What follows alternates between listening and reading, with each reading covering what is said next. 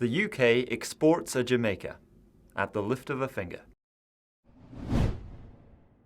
Hello and welcome to today's Daily Blitz. Now, at the tail end of last year, the UK posted its first positive trade surplus in terms of goods since records began in 1998. And this all comes down to one effectively overnight transaction in the gold market, right, Nicola? It's all to do with the way that London is the world's gold trading hub. And what makes this statistic so weird and interesting is that the gold didn't actually move, and yet it is counted as an export. And even the ownership of the gold didn't really change. All that changed is the way that all this is recorded.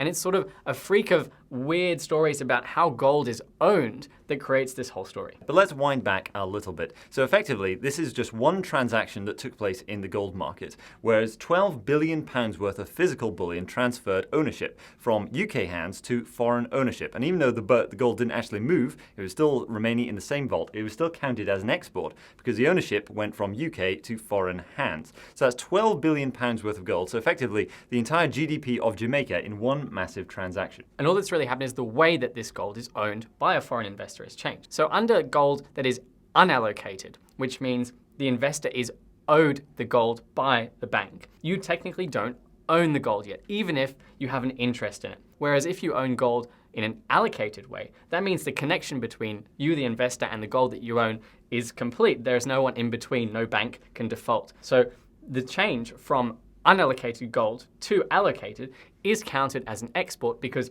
the real ownership connection between the investor and the gold is much stronger once you change to allocate. Yeah, so we're effectively just explaining some of the sort of more basic terms of the London gold bullion market, where if you buy unallocated gold from a bullion bank, that gold is actually owed to you. You don't actually have legal title to it effectively, other than a debt of gold. When you own allocated gold, that means that gold has been allocated for you physically, and therefore you have title to that gold in itself. And so somebody wanted to switch from an unallocated position of £12 billion to an allocated position. So why do you think that somebody wanted that certainty in owning physical gold? Well, the worry is that the bank, which is in between you and your gold in an unallocated ownership style, is going to default, that they don't actually have the gold that they've promised to hand over to you under your unallocated gold agreement. And so if you change to an allocated agreement, then that gold has to be there in the sense that it must be there because it's yours and only you own it, the bank doesn't.